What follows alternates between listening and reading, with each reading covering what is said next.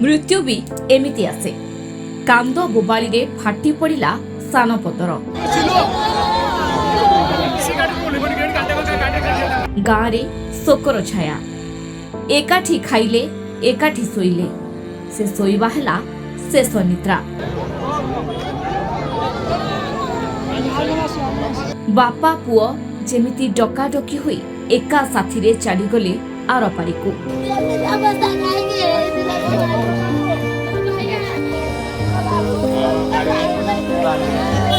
एभली एक अभावनीय घटना देखिबाकू मिलिछि खोर्धा जिला बेगुनिया थाना सानपदर ग्राम रे। शनिवार राति रे सानपदर ग्रामर राजेश साहू और पुओ लक्ष्मीधर साहू निज ग्रोसरी दुकान रे सोईथिबा बेले विलंबित राति रे दुकान रे अग्निकांड घटी बापा पुओ जीवंत दग्ध होई जाइछन्ति, जाहाकु नै अंचल रे शोकर छाया खेली जाइछि। निछाटिया जागारे दुकान घर थिबारु एही अग्निकांड संपर्क रे केही टेर मध्य पाइले नाही। सकाळु सकाळु परिवार लोके ए संपर्क रे खबर पाइबा परे घटनाटी बिजुली बेगरे सारा अंचल रे व्यापी जाइथिला। भाई हमर सबले एठी रहंती आउ काली 10:30 निजे रोषे माने चिकेन कसेकी रोषे करी खाइले 11टा राति की आसिले। आसला परे मु सबदिन सकाळु आसे 6टा रे आसे ठीक गाधैयाकू मु देखली दुकान काई खोलाइनी 4टा रु खोलंती 5टा रु खोलंती मु देखली दुकान काई खोलाइनी मु आसी कबाट बाडेली उठेलेनी तापर मते गोटे संदेह होला परे मु जाई के एडजस्टर ताड़ी की आउ जन को आनी की ताड़ी की देखला आसी आउ से नाहंती। आम पंचायत पई बा आम ग्राम पई एक दुखदायक घटना अति उदार घटना गोटे घटी जाइए।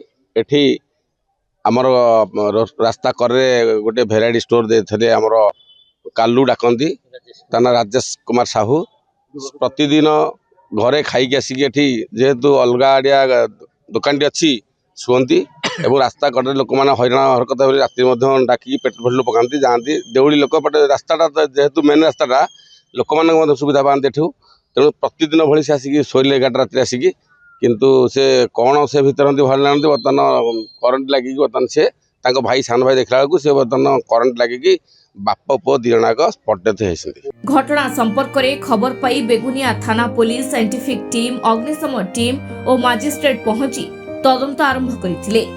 भितरपटु बंद थिबा दुकान घरर कबाट भांगी उभयंकर मृतदेह को उद्धार करी व्यवच्छेद पाई पठा जाइथिला। परिवार लोकों को एतला क्रमे सबु दिगकु नै पुलिस तदंत करुछि। साइंटिफिक टीम रो रिपोर्ट और शव व्यवच्छेद रिपोर्ट आसिबा परे मृत्युर कारण स्पष्ट हेबो बोली कुहा जाइछि। देखो आज ये जो सानपदर गाँव रो गोटे दुखद जो घटना घटिला से संबंध रे हमर पवित्र कुमार साहू जो मृतापंगर बड़ भाई से गोटे रिपोर्ट करचंती से संबंध रे हमर गोटे यूडी केस हेछि 7 नंबर बाई 2026 बेगुनिया थाना रे हमर scientific team fire team executive magistrate को प्रेजेंस रे एवं इलेक्ट्रिक स्टाफ समस्त आसिक आम ये सकाल इनक्वारी करूँ।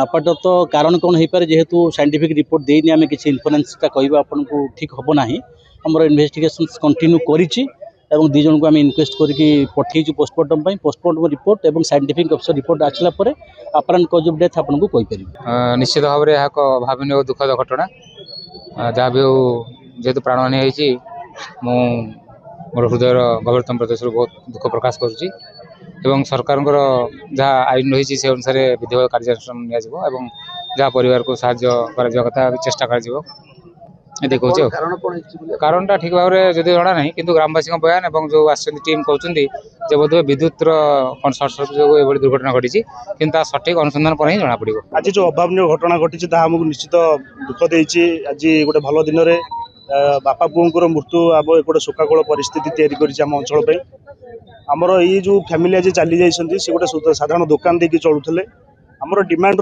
सरकार पाखे रेड क्रॉस तरफ तहसीलदार को कहलु डिमांड सरकार स्तर में जेकोसी स्कीम रे सहयोग करने सहानुभूति देवाई। अन्यपटे पुलिस प्राथमिक तदंत रे एहा शॉर्ट सर्किट कारण घटी थाई पारे बोली अनुमान करा जाउछि। तेबे राजेश को सहित प्राण हराइथिबा 25 वर्षीय पुओ लक्ष्मीधर मानसिक विकारग्रस्त थिले बोली जणा पड़िछि। खोर्धारू प्रभात पाणिग्राही को रिपोर्ट धरित्री लाइव।